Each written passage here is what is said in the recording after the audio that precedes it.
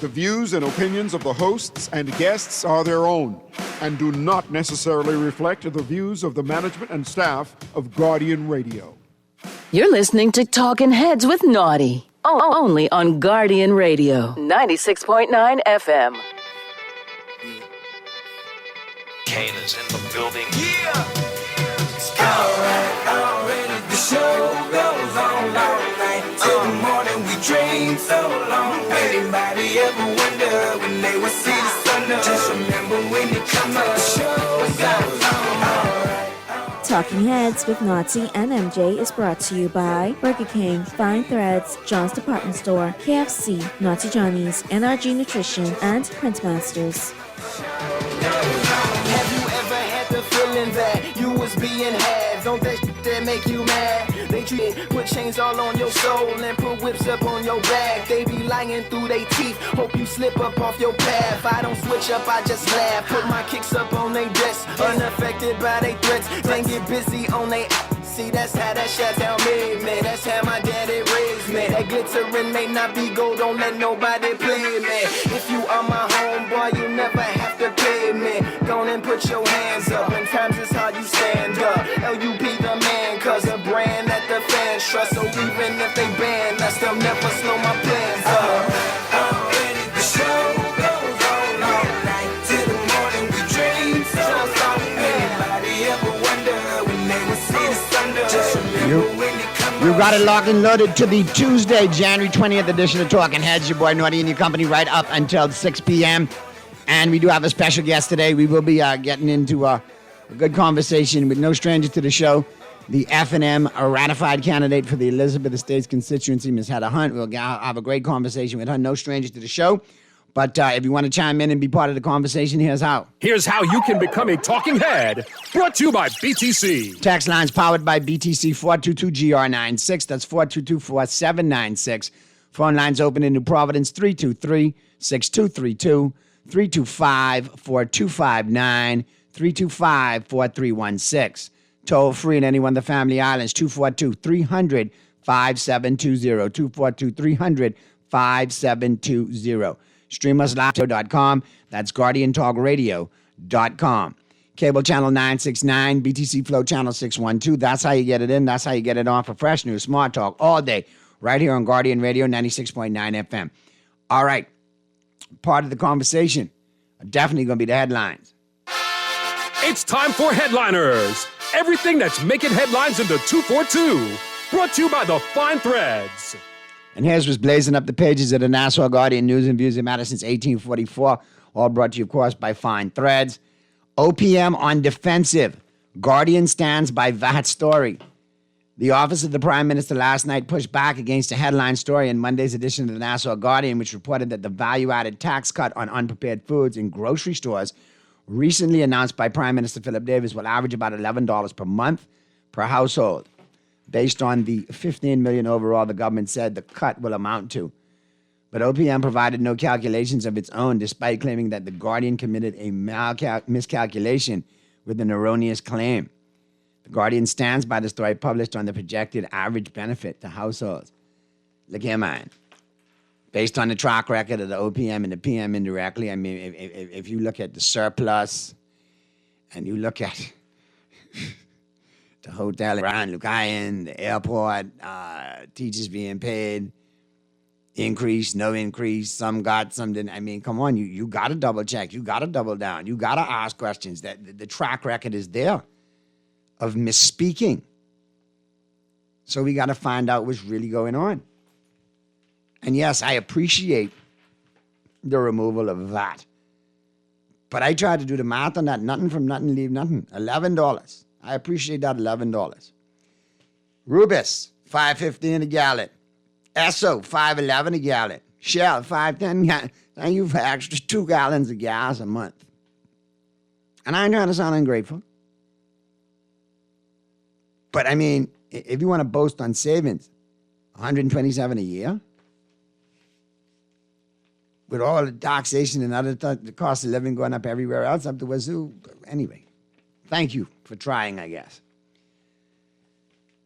Royal Bahamas Defense Force officer arrested for armed robbery. Police say All right, what's going on with the armed service branches? We got police force in the news, defense force in the news, customs in the news, or immigration in the news. What's going on?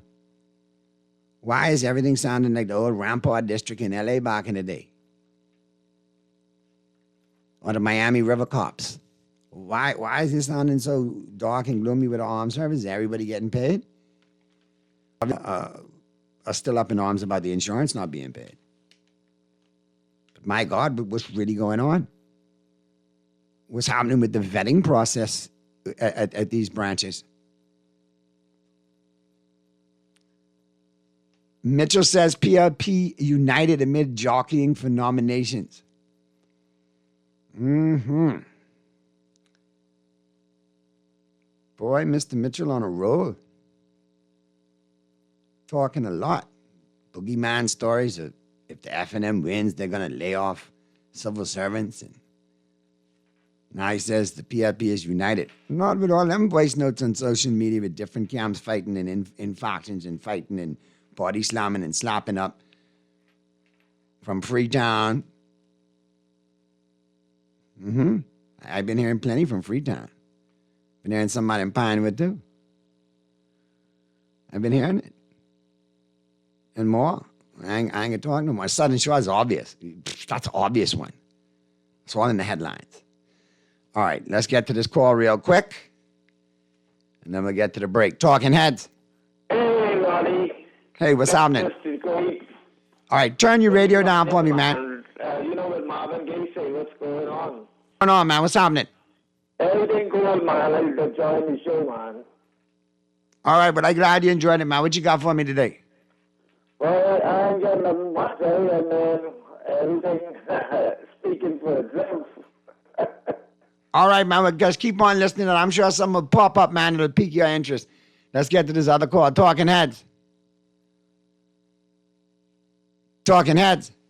Hey, Naughty, what's going on, man? Hey, what's going on, Gardner? Naughty, I just learned, right? So down this got a gymnasium, right? Uh-huh. But tell me something. You know, I went to junior high in the state of Michigan, right? In Michigan, upper Michigan, a small town, right? Right. And we had a gym in the junior high. Junior high went through. You had a gym in the junior high. You had a gym in the senior high. Right? Correct. So, most high schools over there have that. So tell me something. Why every community in Nassau you don't have a school, junior high and senior high school, plus a gym? I mean, all the gyms. Why? They should at least have one gym. I agree, one gym. I mean, a junior high should have a gym, a senior high should have a gym. They should have at least one school. That's an investment in education, plus what the gym serves. The gym serves a hurricane service. We have a major hurricane in this country. Where they going? Where the people going? Hit Nassau. What's going to happen there? So we need to wait till it happens. No, you're making good points, Gordon. I mean, I've always wondered why we didn't have especially after going to high school and college in the States myself, just like you, go wonder why we don't have it at home. Every school has a gym. These people never went to these types. They never went to high school or junior high and foreign. I left QC in the second form in the junior high. You understand what I'm saying? I understand, man, but not everybody has been lucky and blessed enough like you to travel and see the world, you know? Right, so it's time we need to get on the ball, man, you see? And it's sad, Naughty. You know, we talk about you got the MP coming on, right? Come on, man. What has the government done? Okay, look at all these. You got these islands, right? They get miles of electricity, miles of lampposts, and you know what I mean, infrastructure, miles of road. Come on, the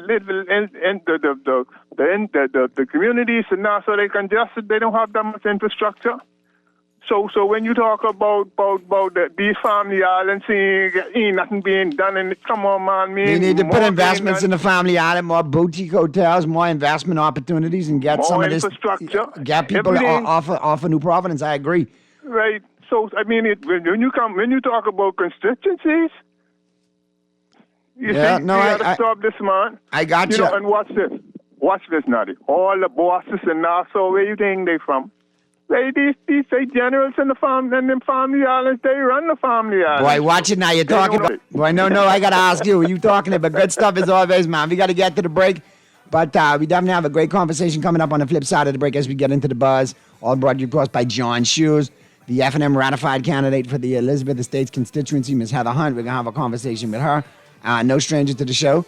And, of course, last headline I didn't touch on. Register to vote before it's too late. Parliamentary Commissioner urges residents to act before election is called. So get out there and register if you haven't registered. All right? Let everybody know if you have to change your voting, your polling division or whatever because of the boundary cuts, go take care of that.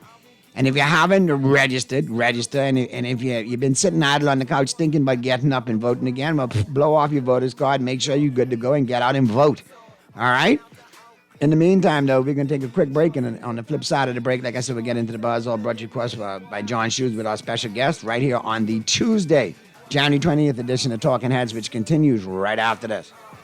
Till the morning we dream so long. Anybody ever wonder when they would see the thunder? Just remember when you come up, the show goes on. Alright, already the show goes on all night. Till the morning we dream so long. Anybody ever wonder when they would see the thunder? Just remember when you come up, the show goes on.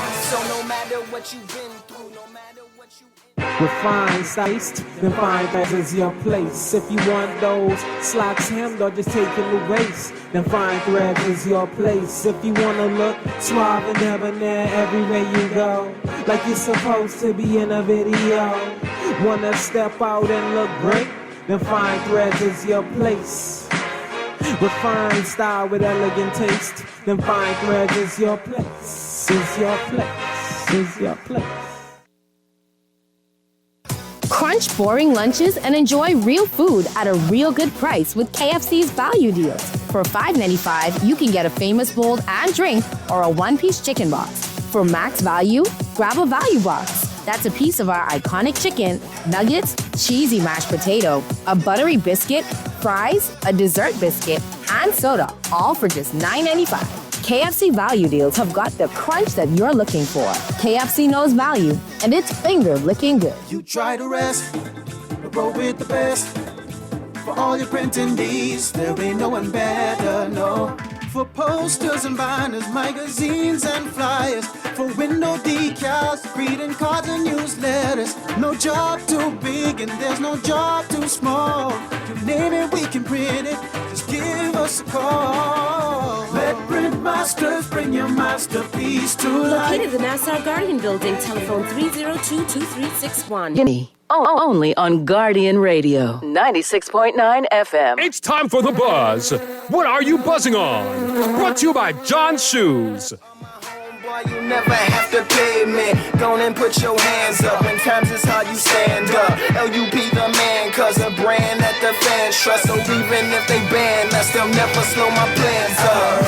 Already the show goes on all night. Till the morning we dream so long. Anybody ever wonder when they would see the thunder? Just remember when you come up, the show goes on all right. We're back at you on the Tuesday, January 20th edition of Talking Heads. Your boy Naughty in your company right up until 6 p.m. We're about to get into the buzz, all brought to you, of course, by John Shoes. Text lines powered by BTC, open 422-GR96. That's 422-4796. Texts, I'll get to your text that you sent already in short order. Phone lines are open, 323-6232, 325-4259, 325-4316. Toll free in any one of the Family Islands, 242-300-5720. All right, we're going to jump into the conversation with no stranger to the show, special guest today. Glad to have her back on the show, the F&M ratified candidate for the Elizabeth Estates constituency, Ms. Heather Hunt. How are you? Happy New Year, Heather. Good to see you again. Hey, Naughty. Thanks for the invitation. Thanks for having me here again. I'm just so happy to be here. Happy New Year. Happy New Year, man. Good. We often running into 2026. Sends our regards. And obviously, you know, we got lots to talk about since we last saw you in the old year, before the new year. First and foremost, how's it going on the ground in Elizabeth Estates? Well, I'm walking in Elizabeth constituency. We have 13 polling divisions, and I've been in most of them, just walking on doors, very quietly to start, but enjoying the interactions with residents. Naughty, I've been getting a warm reception. At the end of the day, when you meet persons one-on-one at the door and you get to have that intimate conversation, you get to hear what's on people's minds and hearts. And that's exactly what this politics is all about. Sometimes we get caught up with what's on your phone, what's in the PR, what's the social media buzz of the day. But the reality is all politics is local. And so I am a person who's been at this I've been involved in my political organization 25 years. So where this is going to happen for us is on the ground. And I'm looking forward to meeting every single one of those registered voters in Elizabeth and their families. We have lots to talk about. We have a lot to plan for as a community. And I'm listening, planning, getting ready to work for them, Naughty. So it's been receptive. Oh, yes. All right. Oh, yes. So I just wanted to touch base Oh, and see how yes. it's going. And obviously, you get it into the community. Oh, yes. And you walk in before you run straight in it. Yeah, well, you gotta creep before Yeah, you walk. creep, you walk. Yeah, creep before you walk. Listen, reality is I was ratified a week before Christmas. Right. So at Christmas, you have your soft touches and the New Year and so forth. So at the end of the day, I've been doing what I need to do to meet residents at their door, via phone, also via text message, but really that one-on-one knock on the door.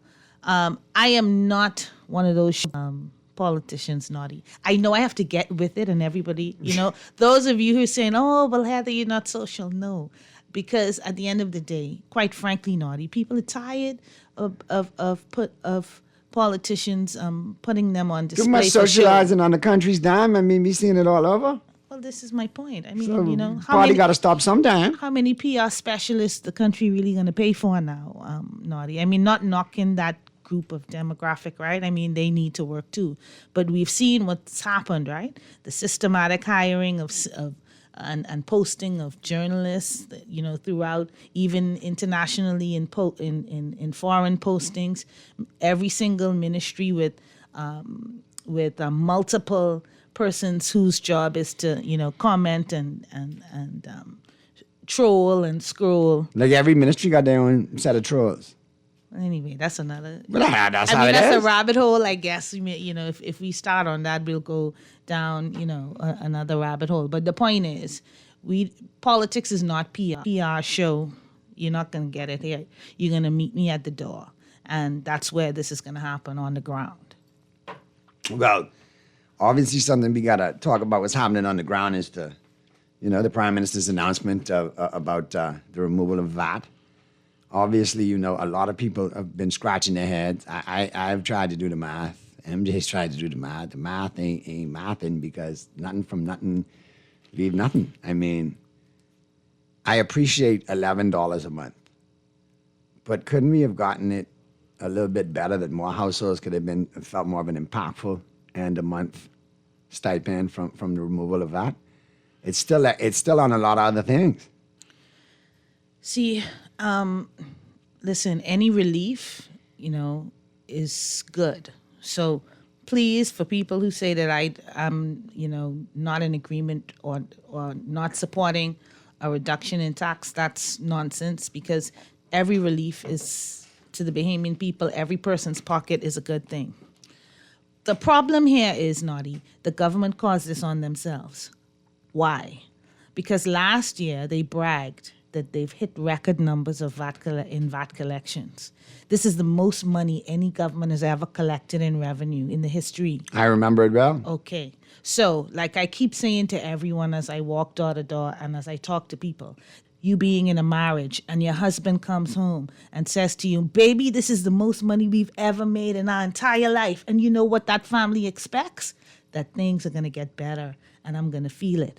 So, Naughty, after you've had the best year ever, the most money you've ever made, you coming home to bring me $11 chicken in the bag? And chicken in the bag about $11 now. But for real, $11. And end of the year, $127. So who mad? Gotta stay mad, because that's the truth. You, as the government, raise the expectations of the people. You, as the government, brag that this is the most money you've ever collected. You've put the pressure on businesses businesses are paying taxes up the wazoo. Inland revenue is actually, in many, many cases, auditing, going back years and years, trying to back tax businesses, even in Abaco and Freeport, where they were protected under the Dorian sales Correct, order. and I saw some tax collection going on with armed officers last year, year before. They come in, NIB, they coming into your office 20 abreast. They coming into your offices with guns and your shop with guns. And so you end up now, though, with, after all of that, and government has to collect their revenue, you come back with a record and you brag to the Bahamian people that this is the most money we've ever made. Well, sorry, in that situation, we expect more. Now, a lot of questions have come up and speculation that if the P remains the government of the day after the next election, that there's no guarantee they wouldn't put it back on. Now, my question is, if the F&M becomes the next administration of the day, are they committed to keeping it off of these items? Well, absolutely. And not just on the food items, but things that we already had VAT-free. One in particular that always comes to mind, and I speak about all the time: medicine, feminine products, health insurance. Those are the things that actually make more of a marked difference in the person's pocket. So, for example, Naughty, if you're buying whatever your favorite food is, I like corned beef and grits and egg, right? But also at the same time, if I have a medicine that costs me $150 a month, which one you think I need the 10% VAT off? The medicine. Thank you. So it's, and I'm not saying that I don't also want it on the corned beef and grits, but at the same time, as we have people who are sick, who are on insulin, people who have chronic illnesses. They shouldn't have to juggle between eating and surviving. Especially the people who are on these who are on medication every month. That's like a part of their, routine. That's part routine. of their statement. They need to have that. Okay. Let me check some of the texts. Good afternoon, Naughty. That $11 came with a dozen eggs and a margarine, not butter. Sucking my teeth. I won't even talk about a crack conch for a little treat on the side every once in a while. Good afternoon, Naughty. The government can do better. The Bahamas is being kept underdeveloped on purpose. Good afternoon, Naughty. At least the Nassau Guardian told us how they arrived at their figure. Well, obviously, if the Guardian's going to put out the editorial, they're going to do the due diligence and the math. That's something that we've been crying for this administration to do from they took office. Keep it transparent, keep it accountable, let us know what's going on. Let us have a look at the numbers. No Freedom of Information Act, no Procurement Act, and you expect us to and obviously, it's all good to this administration.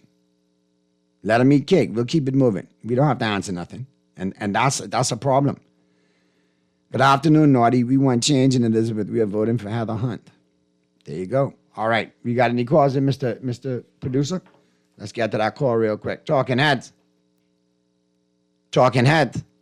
Hello. Good afternoon. Hey, Naughty. How you doing? What's going on, bro? Everything good.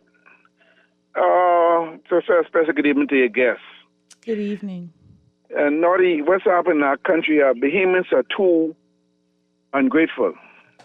You understand me? You could give them $1,000 every week, and that's still ain't enough. Because we don't save for rainy day. Everything we don't blame the F&M or PLB government. We don't blame the government for everything. We gotta start saving for rainy days in this country, or we're gonna see the results at the end of the day. We just keep complaining, but you look at it. The Haitian come in, the Jamaican come in, the Chinese come in, everybody living relaxed. Only the Bahamians get pressure on themselves, Yeah, so we gotta now look at different, be educating ourselves now, and the government needs to stop giving these handouts and what have you to people every day where they want some. Bahamian people go there and work just like everybody else. Put us on a level playing field with the opportunity to be entrepreneurs. We'll do wonders. You'd be surprised at how many businesses come up and flourish. But we're stuck in the mentality of give a man a fish every day rather than teach him how to fish, and here we are. Yeah, that's the reality of it, Naughty. You know what I mean? So at the end of the day, every year a Bahamian plan vacation. They don't have no money to do nothing. No, all the time they complain. By the time for vacation, they go to buy and get money to go this way and that way. But we have as Bahamian, I'm a Bahamian, and I had the opportunity to travel all through the Caribbean. And we go take a vacation one this year, time to one of these Caribbean and see how the people live over there. When we come back to this country, we'll be thankful for everything we got, you know. I got you, but let's use your vacation analogy and compare it to this administration. I can't promise you I'm taking you to Paris, and then Paris, we going to Paris, we going to Paris, and then they come and say, we're off to beautiful Orlando for 4 days. That ain't gonna fly. There could be some disappointment. There can be some disenfranchisement.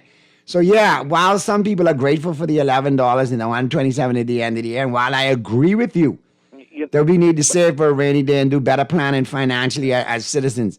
Yeah. You can't be bigging up your chest talking about, man, this the bigger, and then boom. Yeah. $11. You know what happened, Naughty, too? Both government fluctuate with this VAT thing. VAT really supposed to be at 15%, you know. But everybody juggling with VAT, trying to get a second term in power and what have you. That's what killing us, you know. We have to face the reality that, hey, it is what it is. It have to be 15%, let's call it 15%, call it a day. You understand me? And that cover all our expenses and what have you. You know, people die in this country because they can't afford to do a surgery, what have you. If we pay the right VAT, that would cover all our expenses in this country. We don't have to go through this. I'm supposed to see where it's going. Good stuff, Carl. I appreciate the call, man. Don't be a stranger. All right, we've obviously talked about the VAT situation. Let's pivot a little bit.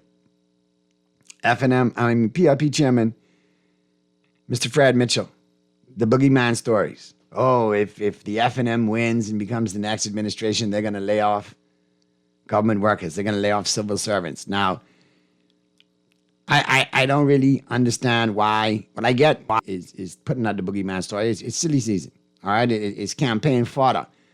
But when you look at the F&M historically, I don't think they've ever really laid off civil servants like that. Maybe if you had a temporary contract or if obviously you awarded one via cronyism, that's a different story. But I've always been under the opinion, and whatever administration is in, F&M or PRP, if you have a binding permanent status contract, you can't be removed. Now, if you have a temporary contract and you haven't filed to become permanent, you haven't done your due diligence, or they decide to say, hey, permanent contracts are out for this time being, it's not in the budget, so on, that's where you face risk. But if you have a permanent contract where you're assigned to a ministry and you have a job and you've been doing that job for years, nobody's going to come in and just remove you.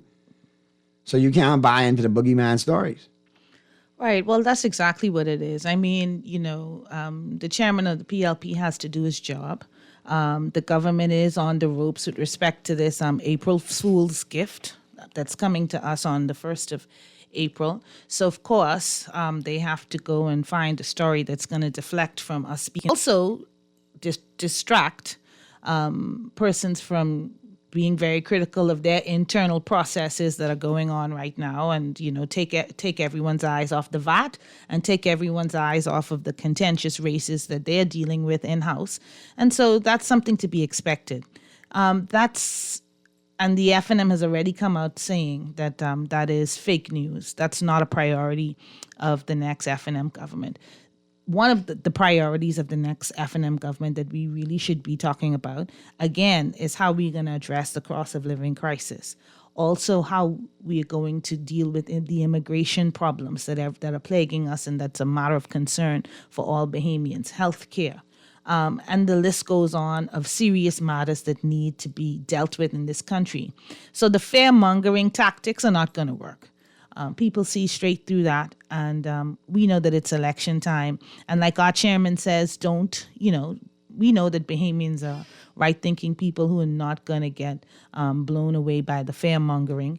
We know that it's election season, and the tactics are going to come out. And that's where we have to eliminate policy and policy politics. Meaning, you don't have to. This we're getting now, the fear-mongering, the victimization, the fears of victimization. That's not healthy at all. That's not healthy in the least. Yeah. It's not productive. And, it gives an environment for trolls to flourish. And I'll be honest with you, the average trolls at best. But, Naughty, it's really just a waste of time to put words in Mr. Pintard's mouth when he is such a awesome and skilled speaker that he can speak for himself and doesn't need anyone to put words in his mouth. But like I said to someone the other day, instead of being distracted by what the other party says that he said, we should really listen and remind ourselves what he did say, which is that an F&M government is committed to immediate implementation of FOIA, Freedom of Information Act, that the next F&M government is going to ensure that we abide by the procurement rules and laws in this country. You know, the next F&M government is focused on introducing local government in New Providence. The next F&M government will ensure that we have a fixed election date. The next F&M government will ensure that we have fixed terms for prime ministers. Those are promises and commitments that have actually come out of the mouth of Mr. Pintard, who is going to be our next prime minister. So we don't need to be hypothesizing and wondering, like you say, the boogeyman theory. We listening to what has actually been said and what we propose to be done. I would Mr. Mitchell on his candidates who the PRP is going to ratify and see who they have lined up for the next election. He's been hypercritical of the F&M's process of ratifying candidates. However, he's like molasses going uphill right now, ratifying and putting out the PRP's candidates. And not to mention the amount of bickering and infighting that you see coming from that party in regards to nominations and in regards to who they want in certain constituencies. Well, like they say, a fisherman can't call his own fish stink, eh? So, and I guess that's what we're looking at right now. It's easy to point the finger at what may have been perceived as processes or procedural issues on our side. But now the tables are turned and the popcorn is being popped watching the hot races tonight, like Freetown and the others that are to come. But, the Bahamian people are watching. We know, and we're hearing people say it all the time, there are some incumbents who have simply not performed. And so the question then is the PLP going to do what they need to do and change them or not? The reality is, for me and the F&M and us, I think no matter what they do in some keep them or change them, the Bahamian people have had to endure 4 years of the little result. And so they're looking forward to an F&M government that will work for all and just not the few. Let me check some of the text real quick. Good afternoon, Naughty, and to your guests. Good leaders take care of its people. We don't need VAT, period. Good afternoon, Naughty. That caller must be talking about some Bahamians. I retired at 48, paid my mortgage off. I am now 62. I know what my priority is. Good afternoon, Naughty. Tell Mr. Davis stop playing in the Bahamian people's faces. Politics is dirty and unnecessary. This administration is lousy and incompetent. Removing VAT off food, especially those you met at 0%, is not an economic plan. The A&E trauma and ambulance section remained untouched for 5 years, but they care about the health of Bahamians. The hunt is on in Elizabeth. Elizabeth Farrar, we withheld the hunt. Good afternoon, Ms. Hunt. Thank you. Got some other ones coming in. Naughty, good afternoon. It's Joe Beth or No Beth and Lizzie. All right, she's been doing it on the ground for the last 4 years. Let's get to this call right here. Talking Heads. Hey, Naughty, what's happening? Hey, what's going on, bro? The hunt is on. Oh. Hey, listen, I wish Fred Mitchell and this Prime Minister would pay attention to our Lakaya field, paying the employees their regular salary. You send the people on with no pay, so you need to pay them their severance pay. They need to focus on the Grand Bahama International Airport. They need to focus on the hospitals. They need to focus on the fire station. They need to focus on the amount, the millions and millions and millions of promises they made to those people of West End and Bimini. There's plenty of things they need to be focused on instead of focusing on what's going on in the F&M. And tell them ease up on Darren Cooper too. That's my homeboy right there. Contribute to the show, so don't play around Darren neither. Naughty, let me ask you a question. Would you let someone just walk up to your station and come on the air? No. So just Glenn Watson go sit down and go chill out there. You just can't bounce up in the studio. I'm on air and you show up and, hey, Naughty, put me on the show today. Hey, MJ, put me on the show. No, sir. Let Glenn Watson go chill out. But focus on Grandmama. Get Grandmama right. And Heather, next time I talk to you, hopefully you'll be the member of parliament. Thank you very much. Thank you. All right, real quick before we got to get to the break in short order and wrap down this hour.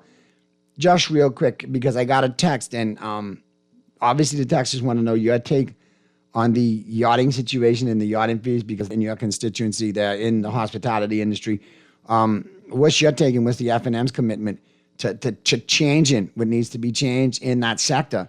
Because obviously, it's severely lacking right now, and a lot of Bahamians, more Bahamians are out of business who survive off that industry in that sector than there are people making money in it. So you'd remember the last time I was here, I think we started to talk about it because it was fresh at the moment. And at that time, our leader, Mr. Pintard, along with industry leaders, continued to make the calls on the government, even back then, months ago, to stop and review and revisit the new changes to the maritime industry because of the impact and the negative impact that it was having on the industry. That fell upon deaf ears for months and months and months. So now, finally, after a lot of agitation, which we do wish to say that we assisted with because we were there advocating along with the stakeholders all along, we are definitely committed as the F&M to listening to the stakeholders and ensuring that we have a yachting industry that's productive for all stakeholders. Okay, the reducing fees by such large amounts without consultation or without proper studies or without considering the effect of the fallout on the related and tangential industries and jobs just was a bad idea. But what happens now, or what we're seeing now, is mistakes that are made by certain ministers, perhaps under this government, are washed or swept under the rug. Then you quietly see another minister who's not really directly responsible come behind to do the cleanup work, right? So that's what we're seeing now with the Deputy Prime Minister, who's now come from the behind. He's the shortstop. I don't want to get into no sports. I'm not a sports girl. But he's the box stop. He's the catcher. Yeah, right. Whatever you want to call him. Coming to do cleanup on aisle 10, when realistically, had the minister responsible for the industry months ago, and even when they made these wholesale changes, transport, the port department, done their due diligence, we'd have never seen the what I call the massacre of the industry. And another industry we need to look at, not industry, but another part of that industry we need to look at are cruising permits, fishing permits, and environmental permits as well, too. Absolutely. Too many foreign boaters come in, especially, poachers in big-time vessels, Honduran, Panamanian, especially Dominican. You also need to look at the foreign entities coming in over from Florida, fishing the waters, doing the 1,000,001 TikTok videos and leaving the debris behind and leaving the carnage behind. So it's an industry that we have to look at. Obviously, spoken to Mr. Pintard about it here on the show, and obviously I feel the F&M is committed to rectifying and regulating that industry correctly. Obviously, and of course, his record on this speaks for itself, right? He was the minister responsible for fisheries during a portion of our last tenure, and so definitely not just what has been demonstrated by him as a minister responsible for fisheries, but his repeated commitment to that industry and ensuring that it's regularized and really preserved for the Bahamians as it should. We got a lot of potential voters listening, or a lot of constituents. Quick question. Let me let you get it in before we wrap. What are some of the plans, just briefly, what are some of the plans that you have for Elizabeth and what Elizabeth can expect from you as far as the plans you have to benefit and better Elizabeth? Yeah, so that's a question. That's an excellent question. Meeting last night that they can expect from me personal representation. They can expect an accessible member of parliament. They can expect MP that listens, that actually takes the time to understand and go through life with them to know the particular needs of the family, the street, the neighborhood, and the wider community. I am a community-based person. I believe myself to be a strong believer in community building. So you'll see me advocate for community center with a very wide range of programs. that deal with and cater to the whole man. So not just, for example, just one example. We often see MPs give BJC and BGCSE classes for children.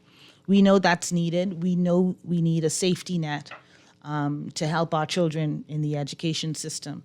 But as a community builder, I recognize that there are also adults who have literacy issues. There are adults that need financial literacy coaching. There are adults that need help on learning how to start their business, how to run accounts. And so those are the type of community, personal building or personal growth programs, but community building programs that you're going to expect from me. I am an avid advocate of mental health. So you're going to see a lot of mental health programming coming through my representation. That's through grief counseling, anger management, because Naughty, if we are not helping the community go through their mental health challenges, as a country, I think we need to... we have to address mental health issues in the country. And, that's one topic that we could, that takes up a whole conversation. It takes up a life of its own. But I don't believe in coincidences, Naughty. In Elizabeth, we have the Sandlands Rehabilitation Center. In Elizabeth, we have the Simpson Penn School for Boys. Just across the street is the Girls Industrial School, which we, not exactly Elizabeth, but we are literally 6 or 12 feet away. We also have the prison, the B-Docks, right? Elizabeth is an area where many people happen to have to come to be mentally restored. And one of my deep personal passions is, as a community, making sure that there is sufficient attention paid to mental health programs so that, for example, when that family breaks up and goes through a divorce, the family gets the necessary support they need. When a loved one dies, when a child is bullied, so many things happen inside these homes that the school may not be necessarily equipped to handle. The church may not necessarily, or they may not even be going to church to get that type of support. And so if we are giving that support to residents, then we are making a safer home, we're making a stronger community, and we're actually building a better neighborhood. So that's one. Can't talk it all in 1 minute, but stay tuned. And Elizabeth, as I knock on your door, obviously I know you have concerns and goals and visions that you want to see accomplished. Like I said, I'm here. I'm the representative that listens and has that personal touch. And we're going to, do our best to make Elizabeth stronger for all. I believe some strategy was at play just now. But anyway, that's a different story for another day. Let's go to the phone lines. Talking next.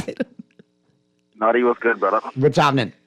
Right. You got a great woman inside, and not a good woman. You got a great woman inside with you, but I call you directly, Naughty, because I could have this conversation with you. I can't have it with her, but I could have it with you in the presence of her, Naughty.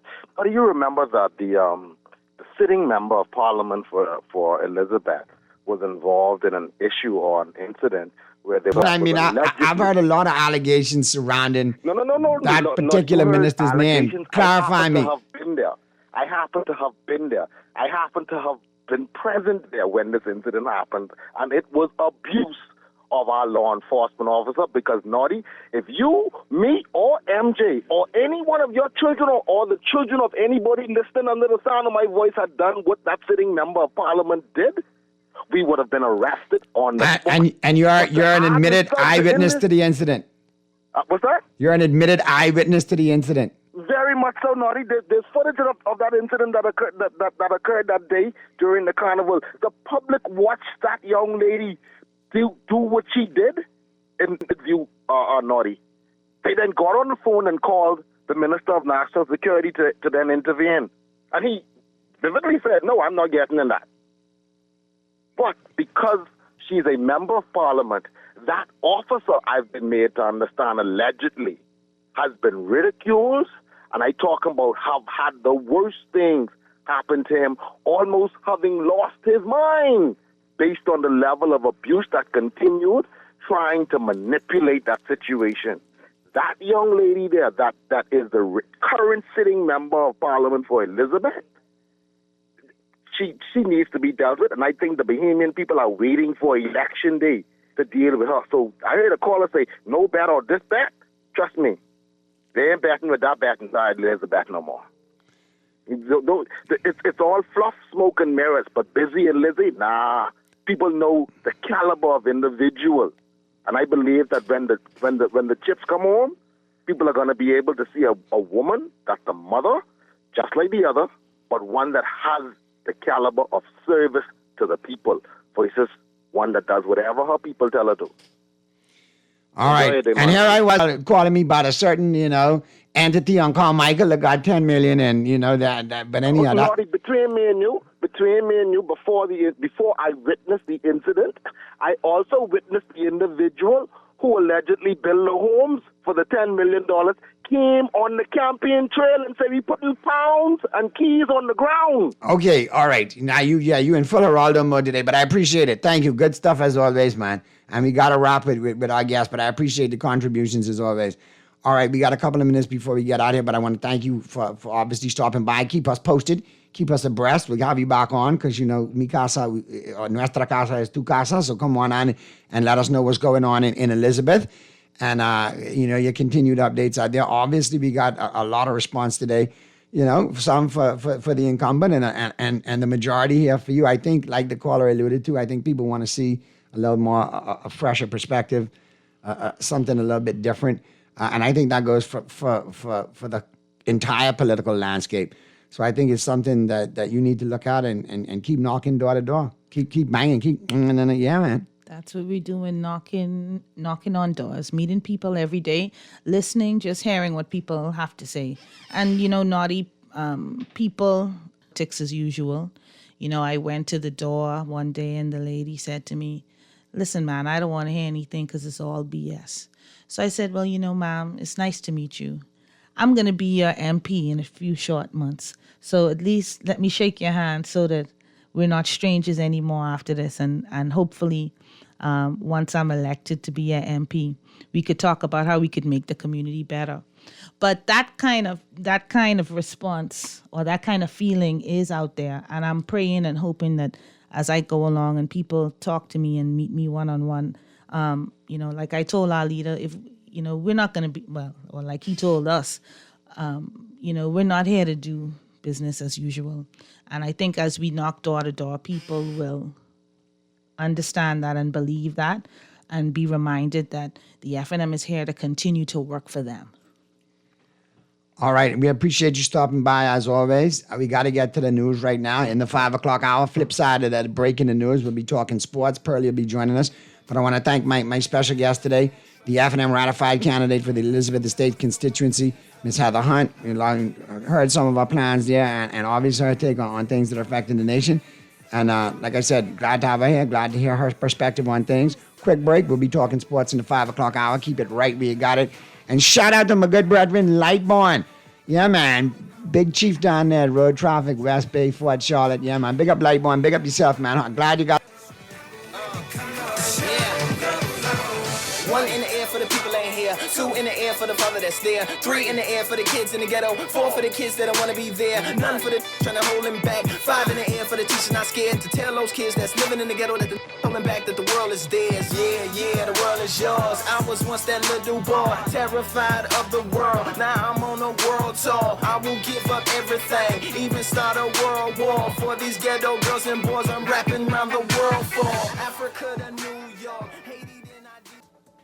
John Shoes and Accessories is your one-stop shop for all your footwear needs. You will find what you're looking for among the growing collection of classic and trendy styles with new arrivals every week. John's covers the whole family and has great prices, helpful and friendly customer service. Your experience shopping with us will be time well spent. Shop with us online at www.johnshoes.com. John's also now carries small home appliances. So come on into John's, located on Rosetta Street in Palmdale and Carmichael Road West. John's, we put fashion at your feet.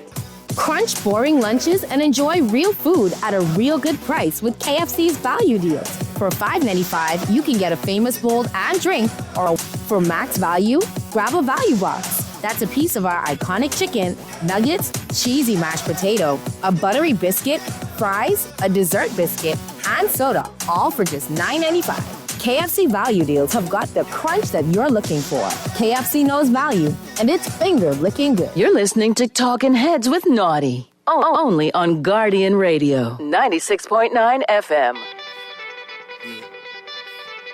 Kane is in the building.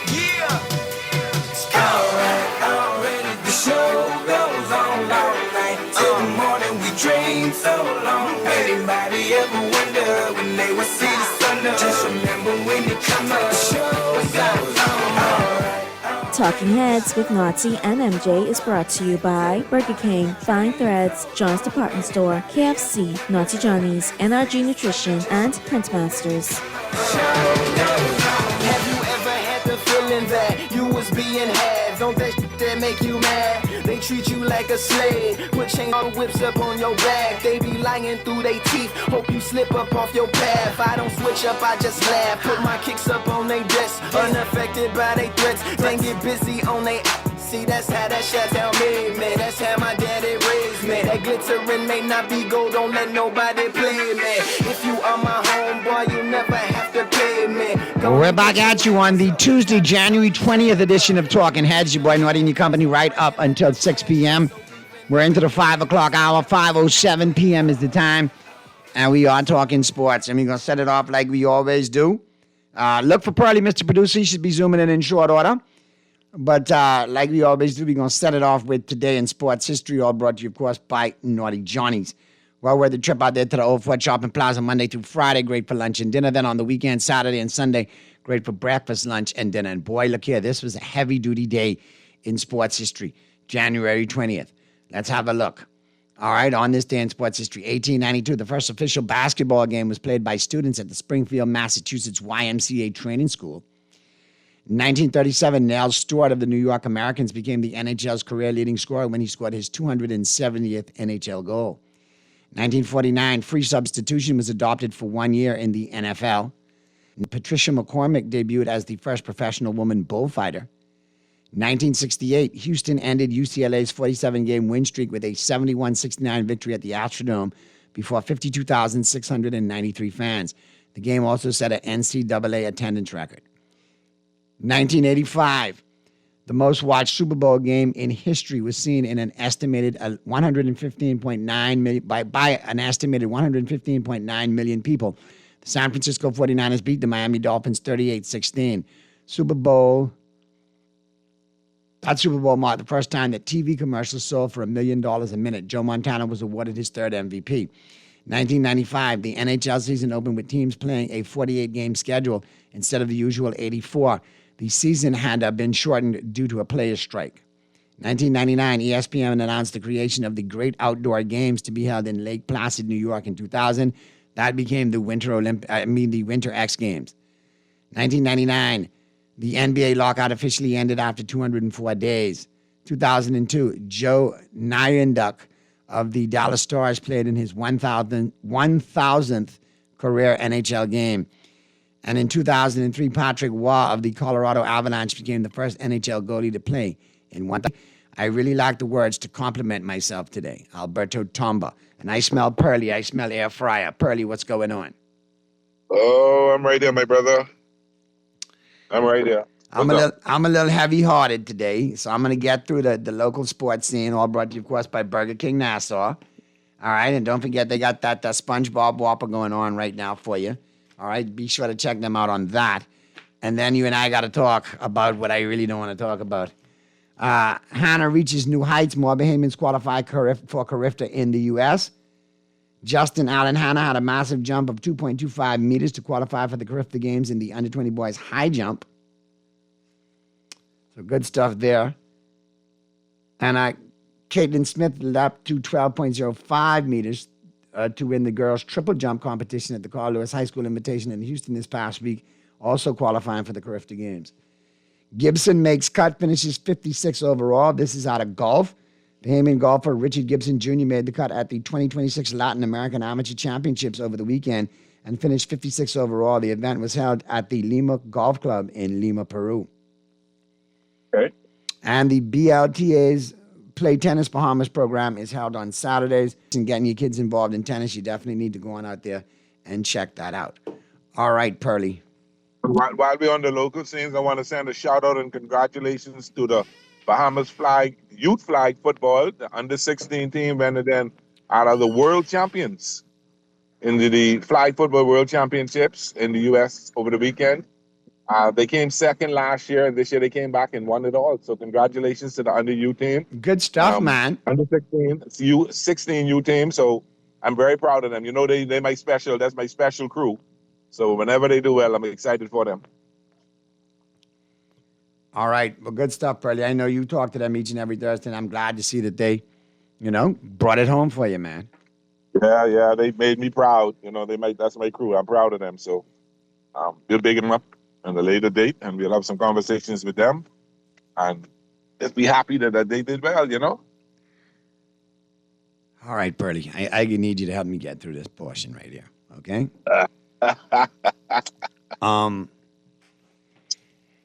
I look back on it, and, Sunday, we talked about it on the press box, and I got everybody fired up, and them old legends was fired up in Hard Rock Stadium, and every time you thought the Hurricanes was out of that game, they came back to make it a game, and it looked like they were going to actually go down the field and have the Cinderella ending, 28-27, at home. But then I reflected and I realized I put it out there. What was one of the last things I said on Sunday? If we could get through back... No. Mendoza wasn't good enough? I said Mendoza. Now, see here, Pearly, stop. I never said, you see how you go? You should be in politics. You could spin.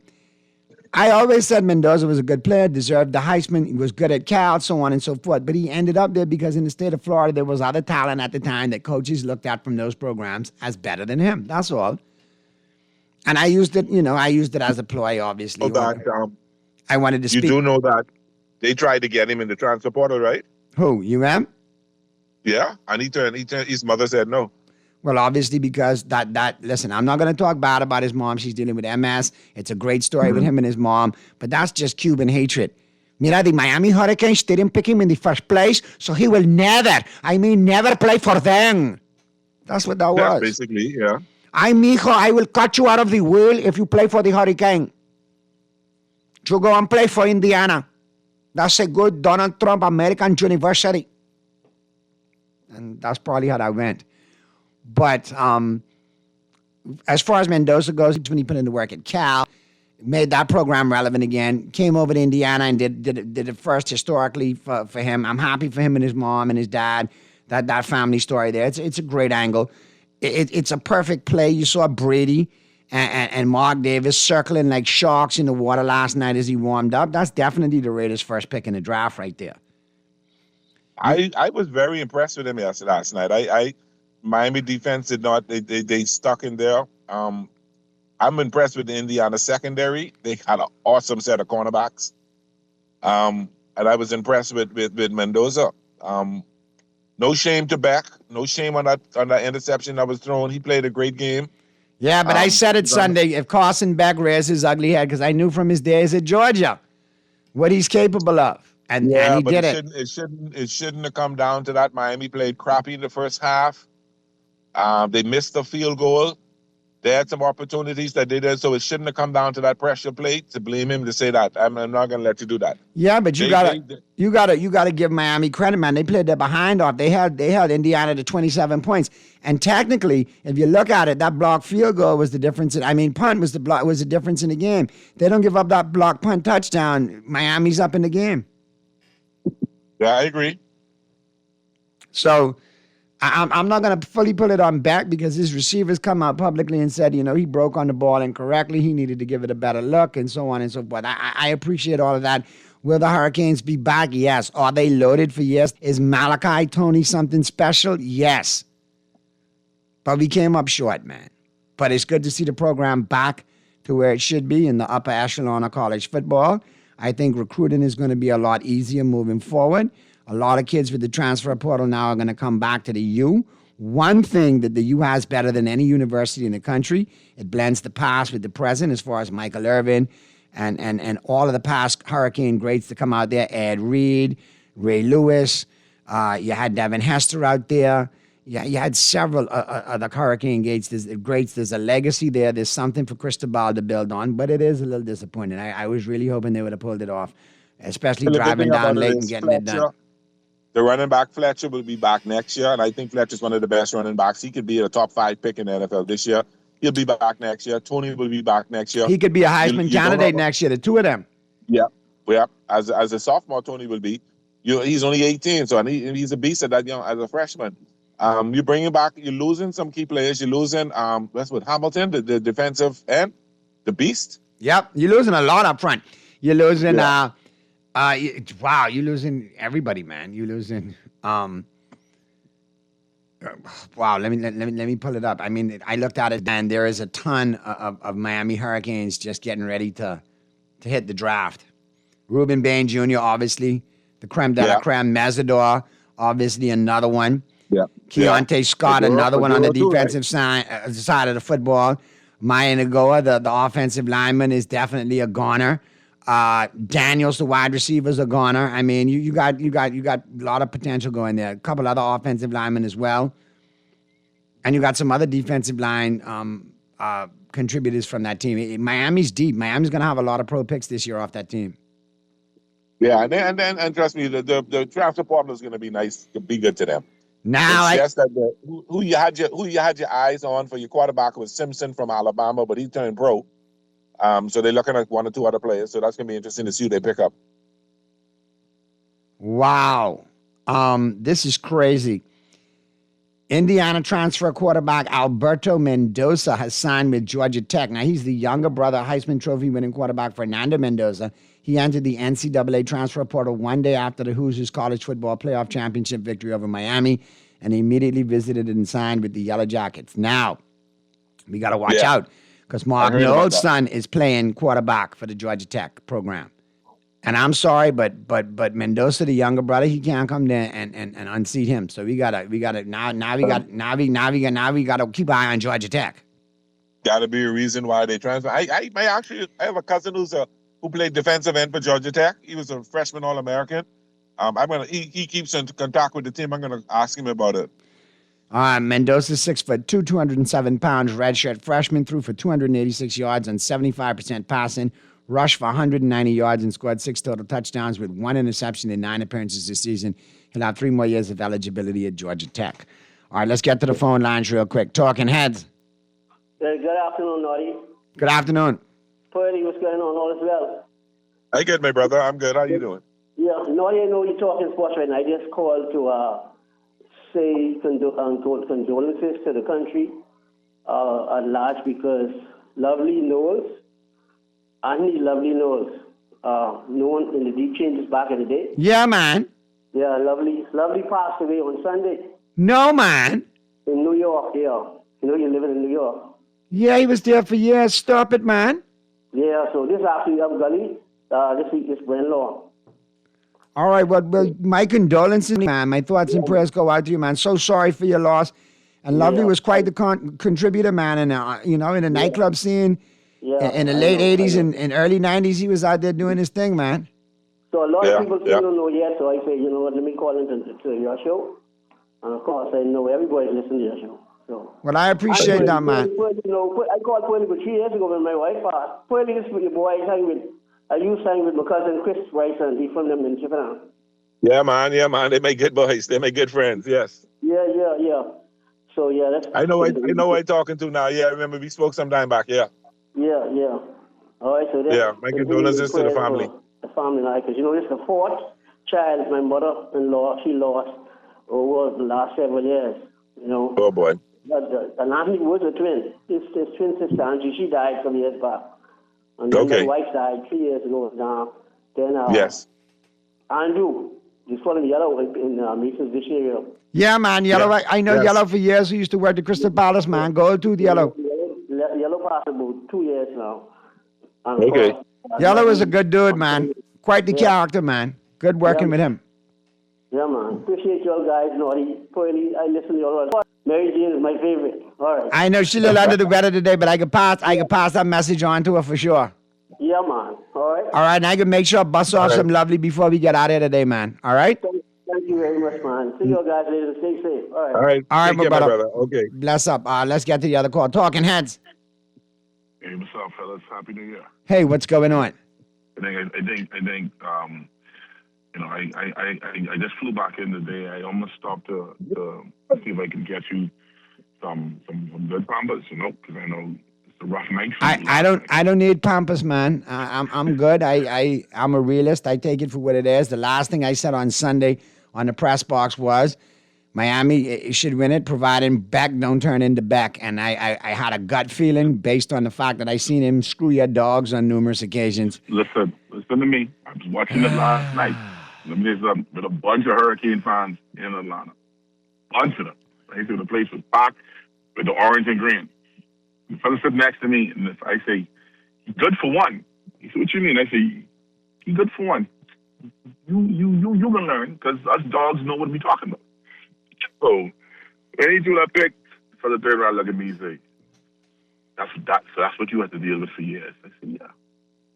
Understand. No matter what happens. And here's the thing. He had the receiver broke off the route, right? So it ain't really on him. But he just missed a lot of passes last night. But there was other moments where he made some big ones too, so I can't take that away from him. But at the end of the day, his ceiling is high. But Lord, when his floor go, you're falling. I just like the future ramifications for the U. I think it's put them back on a recruiting scale. We got a solid team. We got a lot of young players to build around. I think Cristobal's tapped back into that South Florida market that you guys were raided and Texas was raiding and other schools were raiding. Oh, yeah. I think a lot of those kids are going to stay home now, and you're going to start seeing the wealth of talent like with the Jimmy Johnson Hurricanes and the Erickson Hurricanes, so on and so forth. So you know how crazy it is. You do know the kid that intercepted the ball was from North Miami, right? Correct. Dudes like him won't leave the state anymore. They can stay home. Yeah. And the thing is, you got a quarterback from Columbus High School, leaving Florida to go play somewhere else. You never see that before. That's tradition. You play quarterback at Columbus, you end up at the U, you end up at FSU, you end up at Florida, you end up in state somewhere, and you end up starting relatively soon. Yeah. So I think Miami being back is good for college football. It's going to be a good little rivalry, and I think at the end of the day, I tell you one thing though, that dude Signetti, here on him. Yeah, those four down. He ran for it on fourth down. I mean, you got to give a quarterback draw up the middle on 4th and 5 with the national championship at stake. Ooh, yeah, that play calling, he had some big ones. I can't tell you a word of lie. Listen, he need a wheelbarrow for them. I tip my hat to him. They did a good job. I mean, they took the blows from Miami, and I think both teams. One, I'm happy for Indiana. They're no longer now a basketball university. They're actually going to be taken seriously with football. They're in a conference where you're going to hear them being relevant for years to come, and Signetti knows how to recruit. But obviously, the U has returned. The U is back. U is back. I think, y'all need to send somebody to monitor Michael Irvin, though, because I think, I don't think if you take much more of the white power, it can be a problem. Look, this is what y'all need to stop, man. Michael Irvin has been clean for years. Y'all like to jump on his Dallas Cowboy White House days, but Mike's been clean for years. Mike is like he's crazy, though. Listen, he might have post-traumatic stress disorder. The man was beating a water cooler with his belt. There's nothing wrong with that. If you saw somebody on Nassau Street doing that, what you was going to say? I take it into context. If I saw a jersey from an opposing team, like how I put the Kansas City Chiefs jersey over a pillow and spanked it with a belt on Christmas or Thanksgiving, that I get it. I could tie into that. I don't see nothing wrong with that. Anyway, I do two quick things. I call that taking smack talk to a different level. You know what I mean? Listen. Mark Noah's son ain't going to see the field. The Mendoza boy ain't going to Georgia Tech to sit behind nobody. Yeah, but Mark Noah's kid is a stud, bro. He's a big kid and with a big arm. He left Indiana because they brought in the other fella from TCU and Nepal. And he said he was going somewhere where he was guaranteed to start. He wasn't signing nowhere else. And I tell you, that's what he said. somebody who follows Tech, because that's our big out of conference rival, right? Well, listen. Tech's been sniffing around him for months. I could be honest with you. Haynes King and Ben Guthrie may have their issues, but I think Graham Knowles, you got to keep an eye on Graham Knowles. Hey, I'm rooting for him. I'm just telling you, as somebody who follows that market, because I listen to a lot of sports talk radio. Because listen, they talk to dogs. That's all well and good, but I don't want you all to sleep. He didn't get there because of his name, you know. I know. He's a 4-star prospect. All right? Great. He came out as the number 18 quarterback in the nation. But So they're not. we'll see what he's happens, not going I to can tell you. transfer. And those just not going to transfer to Georgia Tech to sit on the bench. Some promises were made to him. That's why he's transferring. Exactly. Now let me tell you something else. That's even. I think one of the best things that happened last night, as a Heat fan, was that comic justice got served, and I will leave it there. What say? Comic justice got served last night in the Heat Warriors game. Jimmy Butler out for the season. Yeah, that's cold-blooded, man. That is He came our cold-blooded. season apart last year, clowning around, so now his season gone. God don't like ugly. He might make it, but he don't like it. Mm-hmm.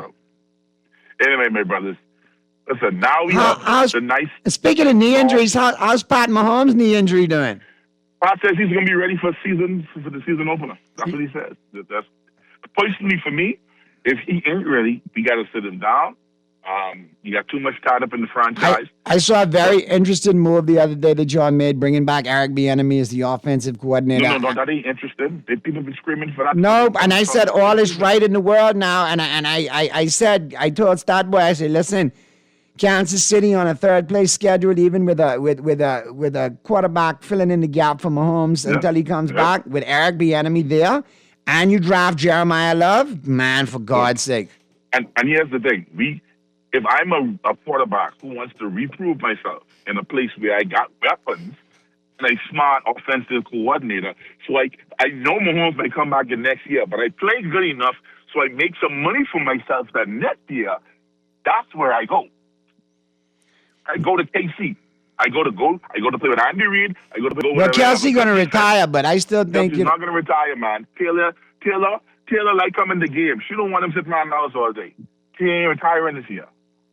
Well, why should he? The truth of the matter is he's still better than 80% of the tight ends out there.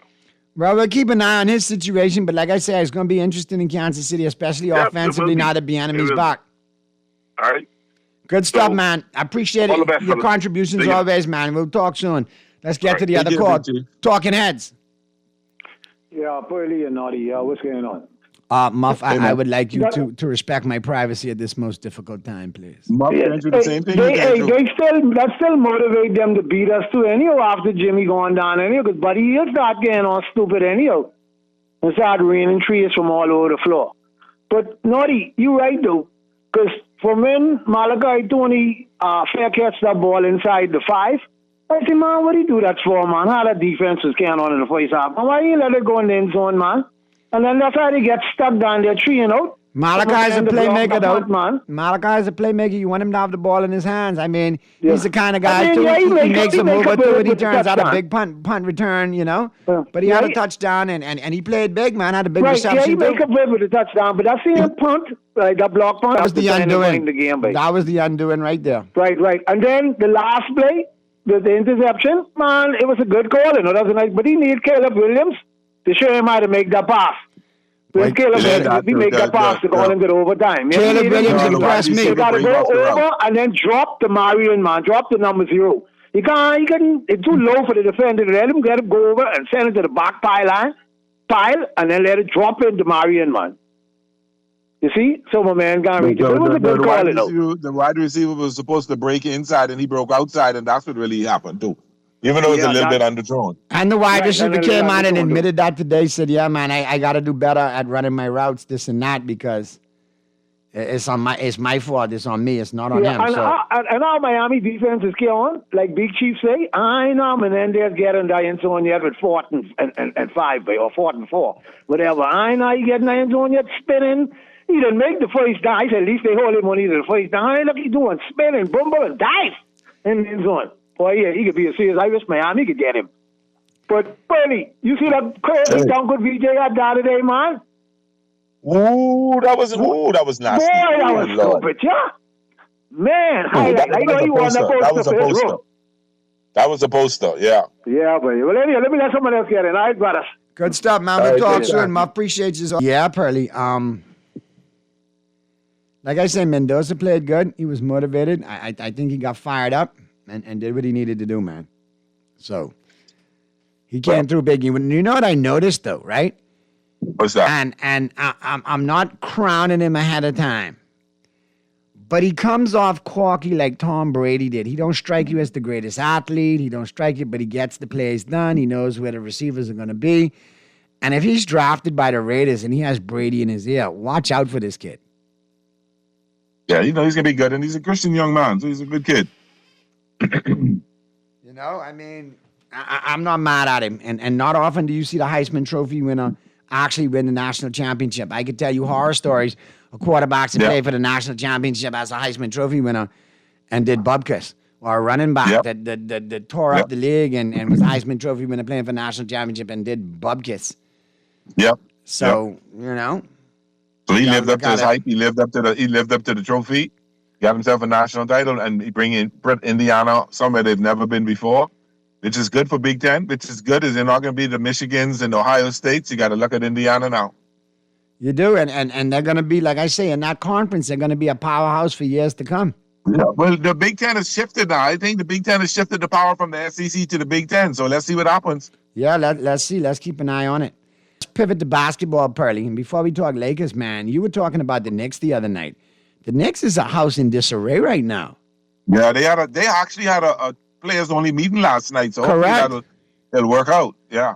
Knicks captain Jalen Brunson called a players-only meeting after New York was blown out at home by the Dallas Mavericks on Monday night. Sources close to ESPN told ESPN.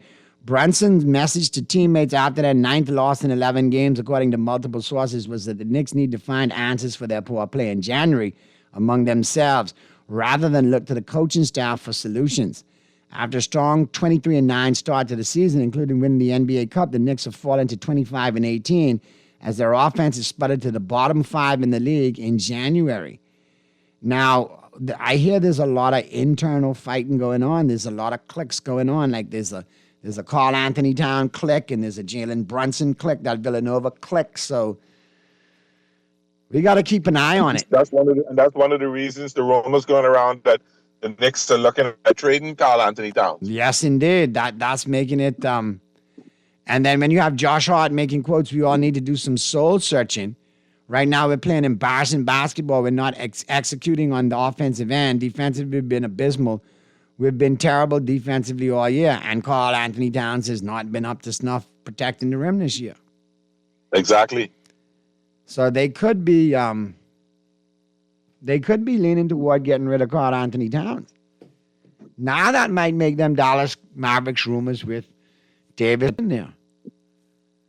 I was also hearing the Boston Celtics might make a stab at Anthony Davis. Yeah, I heard that too. But we'll see what happens. I don't trust Anthony Davis. He can't stay healthy, so more power to them. Well, when you look at the NBA right now, I mean, it's kind of wide open, Purdy.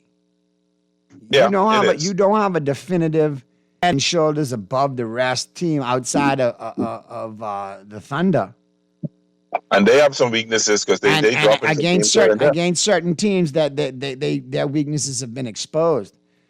Yep. So you have to look at it all the way around. And like I said, the whole Knicks situation that continues to escalate.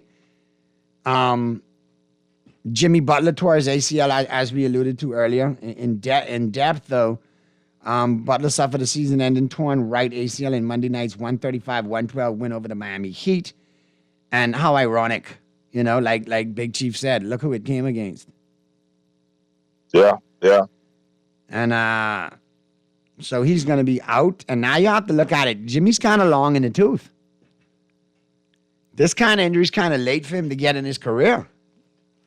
How's he going to come back off this rehab? So we'll keep an eye there.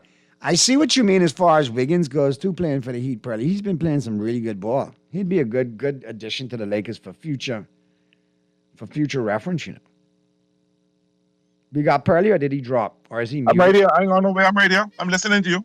Well, yeah, I mean, I think that Wiggins trade, if the Lakers aren't going to do what they're supposed to do this year, and they're going to eventually strip away pieces next year and try to rebuild, Wiggins should be part of that equation, especially for Hachimura and somebody else. Yeah, I agree. Looking at a couple of other situations,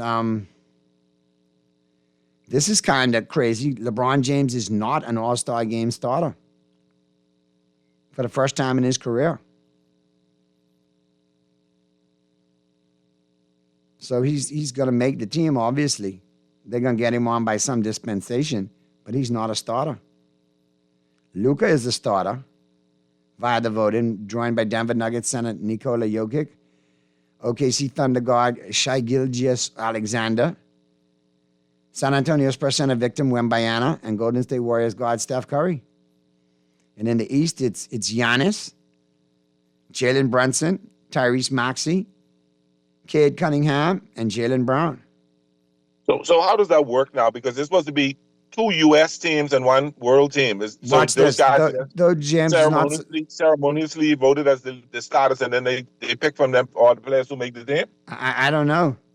I got to figure this out. This is another weird incarnation of NBA All-Star Weekend that is nothing like what we grew up on. Yeah.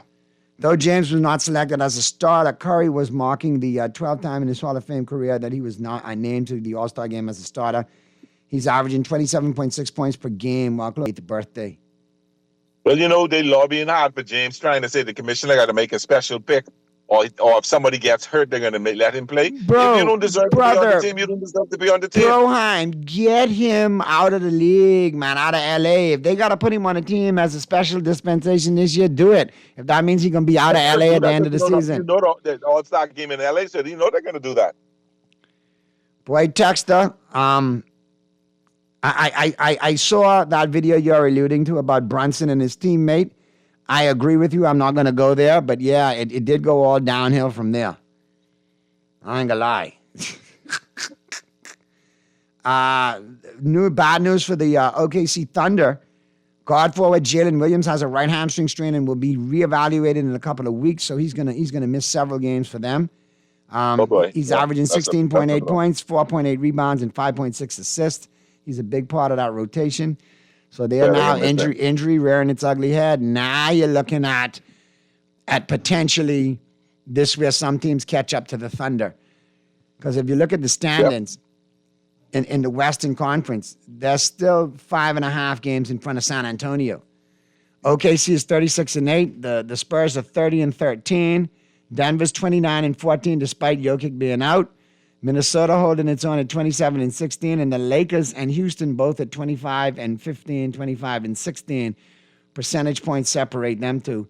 Phoenix at 7, and then Portland and the Clippers at 8, 9, and 10, all on that bubble round angle right there. But if you look over in the Eastern Conference, Detroit is clearing the crop, 31-10.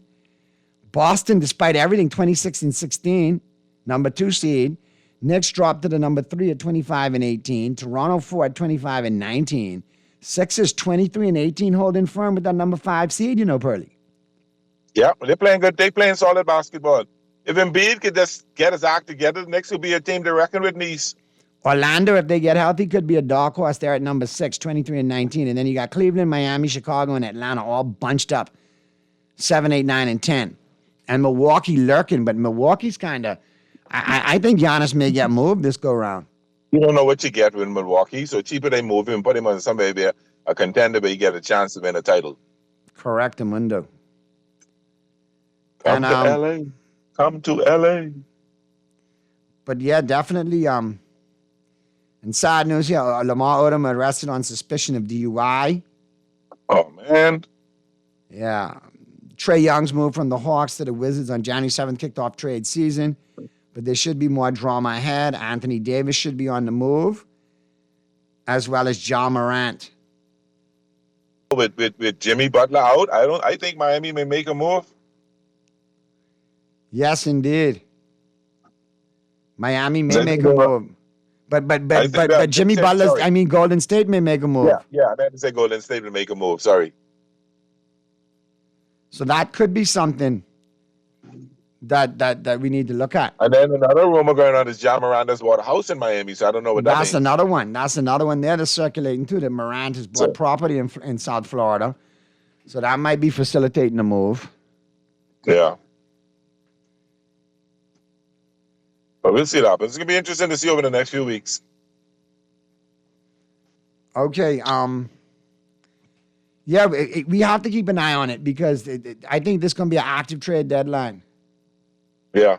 I think you're going to see some moves. So some teams are right there, and they need a piece here, a piece there. So you're going to see some moves. Some teams who think they can make a run. Yeah, I think so. And I think you're going to see some young talent moving this go round too. I think you may see more veteran talent move. Like you may see the Greek Freak move because Milwaukee not down, so they may see a couple of veterans move, Young and Ja Morant, but some veterans. I think you may see some moves to show up some contenders. I think you're going to see some stuff like that. I don't think you're going to see a lot of very young players move right up to now, especially those who are still on their rookie contracts. I don't see that happening too soon. Yeah, I mean, with the NBA, and like I say, a lot of teams thumbing their nose at the luxury tax too. I think they're going to go over. A lot of teams are going to go over. I think the Lakers are going to fly over it next year. I don't think that's ever going to be a problem in LA again. I think he's just going to play it. I think we're going Dodger style in LA with the Lakers next year. You see what happens. See what happens. Obviously. Speaking of Dodgers, only 23 days before spring. Why would I do it? 23 days before pitchers and catchers report. Oh God, Pearly, I got you, man. I got you. I mean, there's rumor that the Dodgers may make a pull off a trade to get Peralta from Milwaukee. Who sent you that update? Naughty, I had it a few minutes before you sent me, but Naughty sent it to me, people. I saw it and I was just pissed off when I sent it. I was like, now you want Peralta on top of everything else? You posted it in your style. I said, look at Naughty. I didn't mean to post it in my status. I put it in wrong. I was trying to forward it to you, and now I got to move that off my status. But notice that one thing you must notice: there's few things that happen to the Dodgers that I don't know right away. Sometimes I may get a call, I get a text, I get some stuff, and I'm in the know pretty quick when it comes to my Dodgers. Yeah, because when I saw that, I was like, this is just getting ugly. Yeah. I like the move the Yankees made getting Weathers from the Marlins though. That was a good. I think that was a good solid pickup, yeah. But you really got to get Cody in there. You got to get Cody in there. You got to get Cody in there for the Yankees. Weathers' pops came over from the Marlins in 1996. Yes, that was his. Okay, all right. Yeah, but we got to get Cody back in the fold, man, and get him there comfy and playing ball. I think, to be honest with you, I think Posada's waiting in the wings in New York. And I think Aaron Boone is on a short leash. I'm hotel. I think he's on a short leash this go around. And that's your wishful thinking, but we'll see. No, Pearly, I'm looking at it. I'm looking at the teams trying to build. He's not built to manage that kind of squad. Yeah, but your team, but you're not making Cashman is not making any moves to help him. Don't get me started with that either. Cashman is just like lame duck right now. All right, let's get to these picks, Pearly, because we got a wrap, and I got my free pick of the day coming up on the flip side of the break. And don't forget, we got Rich Eisen taking us home, and Rich Eisen breaking it down for us today with the effect of Harbaugh making that move to New York, and what's it actually going to bring, and what's it going to mean. Part of the press conference as well, because Harbaugh just had his official press conference this afternoon. Very interesting to listen to, and I think you got to look how Harbaugh puts that team together and his coaching staff together. You might be very interesting for you to see some of the assistants that are going to come on board. I think with a fourth place schedule as well, they're going to be a factor in the NFC next year. They may not be a playoff team, but they're going to be a lot better. They're going to upset a lot of people. They may make a Patriots-type run on a fourth-place schedule. I wouldn't think to the magnitude of what the Patriots did, but they could, exceed their expectations and make the playoffs with Harbaugh. You never know. Because they got good pieces in place on the defense, Pearly. They got some Yeah, solid. they do. And They you got, do. I mean, you should be more concerned about them than I am am. concerned because he's got Jackson Dart. He's got the two good running backs in Scatterbo and Tyrone Tracy. He's got a halfway decent young tight end in Johnson. He's got Malik Neighbors coming back healthy. He's still got another couple of pieces there, too. They got to re-sign Wandale Robinson, but if they do that, they're going to have a potent team. Yeah, I think it's a good young team, and he can bring the best out of them. Let's wait and see what happens. All right, so let's look at the NBA tonight, rapid fire as we go. Like I said, we'll have a look at everything that's on top tonight in the NBA. As a matter of fact, you got 1, 2, 3, 4, 5, 6, 7 games. So here goes. Phoenix minus 1.5. I like the Sixers at home plus the 1.5. Suns coming in off a back-to-back. I think VJ and Maxey going to be ready for him tonight. I like the Sixers at home. I like them too. Clippers and the Bulls. Both of these teams coming off back-to-back. The Bulls 3.5-point favorites at home. I'll pick them to win, and I'll go with the Bulls in the money line on this one. The Clippers have been playing great basketball the last 15 games or so. I like the Clippers in this game, then I'll take the Clippers and the plus 3.5. You got to be careful, though. They got some load management going on with Kawhi Leonard and stuff like that. I still like what they're playing, what they're doing. All right, the Spurs and the Rockets. The Rockets, 4.5-point favorites at home. I like the Spurs plus the 4.5 in this one. I agree. I like them too for plus the 4.5.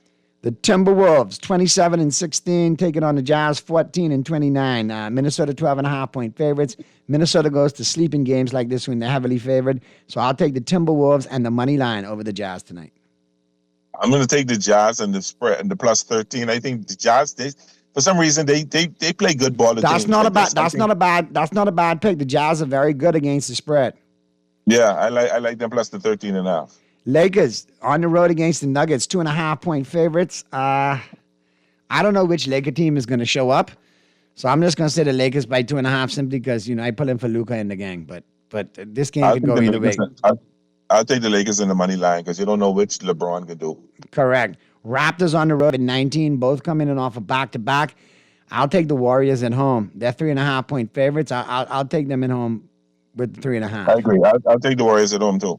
Even without Jimmy, I think Buddy will have to step his game up. Miami Heat on the road against the Sacramento Kings. Heat 3.5-point favorites. I like the Heat to win this one in the money line because that 3.5, that hook is kind of ugly there. This could actually be a tight game. I do like the over in this as well, 238.5. Both of these teams should go over. But I'm going to take the Heat and the points. All right, there you go. Well, here we are. We've reached that time, Pearly. Good stuff as always. We're going to take the quick break. Flip side of the break, I got my free pick of the day. And then, of course, we got Rich Eisen taking us home. But going to the break, we got to, do this one up for the late Lovely. We lost Lovely, man, one of our pioneer entertainers. So yes. Our thoughts and prayers go out to his family. Condolences. And if you want to know who we were talking about, it's the late, great Lovely right here. We'll see you tomorrow right here on Talking Heads. All right, ciao.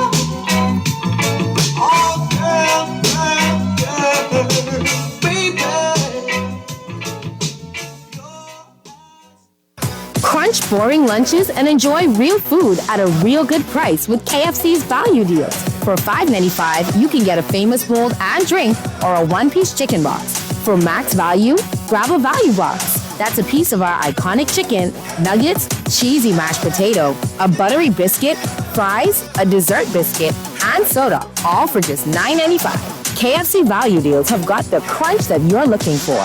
KFC knows value, and it's finger-licking good. John Shoes and Accessories is your one-stop shop for all your footwear needs. You will find what you're looking for among the growing collection of classic and trendy styles with new arrivals every week. John's covers the whole family and has great prices, helpful and friendly customer service. Your experience shopping with us will be time well spent. Shop with us online at www.johnshoes.com. John's also now carries small home appliances, so come on into John's, located on Rosetta Street in Palmdale and Carmichael Road West. John's, we put fashion at your feet. Pocket with the Fidelity Debt Consolidation Loan. Why pay more when you can pay less? Reduce your monthly debt payments down to one low, easy payment. Apply for a Fidelity Debt Consolidation Loan today. Call 356-7764. Fidelity, we're good for you. Hungry? Well, Burger King Nassau is turning up the flavor at a great price. The King Meal Deals give you big taste, value, and options for just $5.50, including VAT. Love that BK Flame Grilled Beef? Grab a Rodeo Burger Jr. served with crispy fries and a drink. Or if you like chicken, go for the Rodeo Crispy Chicken Jr. or the 6-piece Nugget Meal, also with fries and a drink. One price, tons of choices, and flavor that hits every time. The King Meal Deals are only $5.50 at Burger King Nassau, where taste is on fire. You're listening to Talking Heads with Naughty. Only on Guardian Radio, 96.9 FM. Kane is in the building. Yeah!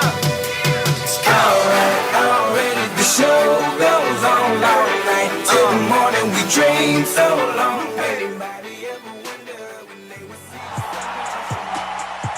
Naughty, back at you with my free pick of the day and game. Today is Tuesday. My free pick comes to you from men's college basketball. Number 25, Seton Hall taking on St. John's. I like St. John's at home in this one, minus the 12 points. St. John's minus 12 over Seton Hall. That's my free pick of the day. Play it and win with the Island Game. The game you know, the friends you trust. And the Island Game always reminds you to play responsibly. And as for Fernando Mendoza, I see a first overall draft choice. I really do. Now, that may be part and parcel of who else is in the draft or who else is not in the draft. But at the end of the day, who I see is somebody who processes really well. And I see somebody who is tough as nails. Tough as nails.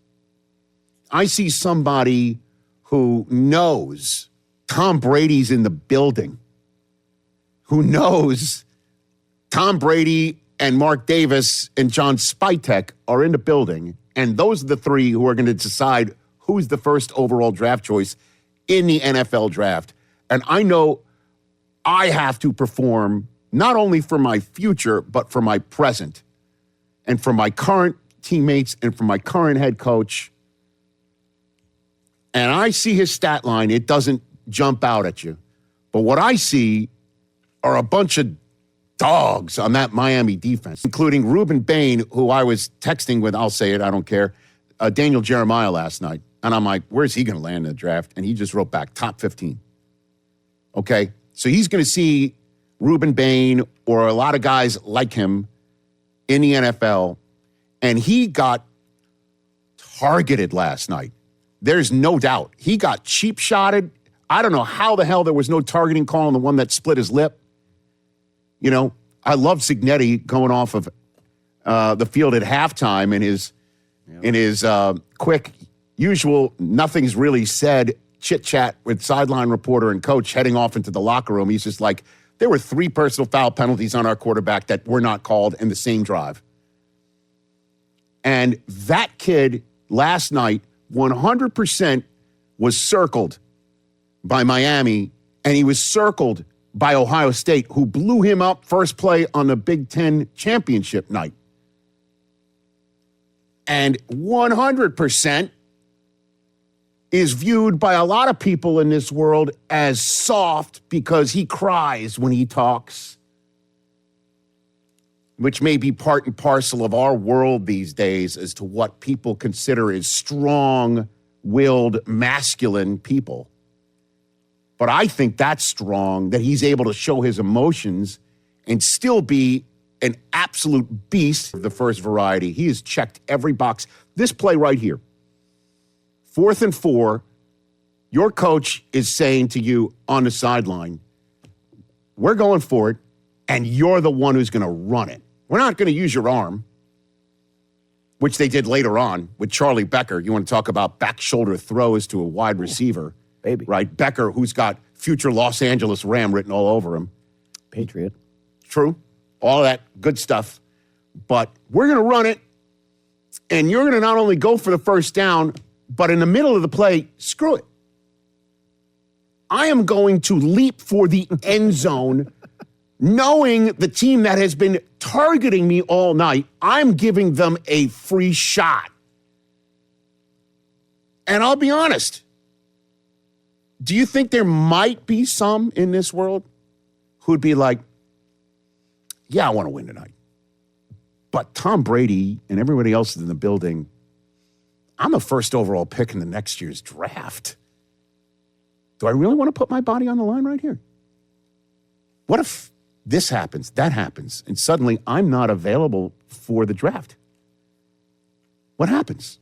I'm going to jump for the end zone. Now, I might be off, but I thought to myself, he's like, there's a torpedo, and I am damming it because I'm winning tonight, and I'm showing what I'm made of tonight because tonight helps me with tomorrow, and he's got his straight. Love it. I couldn't love this kid more. So, yeah, that's a first overall pick in the draft. Also, if you're living in Las Vegas, Nevada, and you know this guy isn't going raving or clubbing, he's going home. Maybe. He's going home. Until he gets a taste. Excuse me. Vegas, baby? You ever been to Vegas? Remember, guys, I've been to Las Vegas, Nevada. Remember the first time you went to Vegas? Stop it. You out quick. He going out, man. I don't appreciate your interruptions. We're just saying they gotta keep it real. You know, beach clubs win. Well, he kept it real after the game. Change too, Chris. Which soundbite do we have here all queued up, Mike Hoskins? Oh, it's touchdown. Hit it. Yeah, a big concept that we've really had on ourselves this year is always betting on ourselves. Whether it's preseason, no one thinks we can make it. Whether it's figuring it out in situations like Oregon, Penn State, and Iowa, we've always figured it out. And whenever Coach Cignetti, Coach Shanahan, they called that play, we knew, hey, we're going to bet ourselves one more time in the biggest stage of the game. And at that point, I took the drop, and it wasn't the perfect coverage for it, but I trust my linemen, and everybody in that entire offense and entire team had a gritty performance today, and we're all putting our bodies on the line. So it's the least I could do for my brothers. Come on! Come on. Come on. That's all I got to say. And then apparently he worked blue in the postgame. Oh, he dropped an LFG, man. Oh, my goodness. Well, that might be for Tom. He's talking to an audience of one. Your audience. Right there. And that was brought up after the game, too. Fernando, you dropped a curse word there at the end, something you don't do very often. Where'd that come from? Yeah, I would say overwhelmed by emotion, and it's the pinnacle peak. It's like all season we've, sometimes I've had these cookie cutter responses, media trained responses where it's been like, oh, on to the next game, on to the next play, and now we did it. We did it. So at that point, I think it was only fitting to kind of, open the floodgates, per se. Probably break my stereotype. He's been around Coach Sig too long. He has an X-rated mouth. No doubt. So he knows what it's like to get hard coaching and succeed with it. He knows what it's like to succeed in the toughest moments with his arm and his legs. He knows what it's like to take advantage of an opportunity, and he knows how to maybe decipher a defense better than somebody else who's coming out of a draft. I'm the Raiders. I'm all over him. All over him. Oh, and I know they're not ready for him, just like the Jets aren't roster-wise.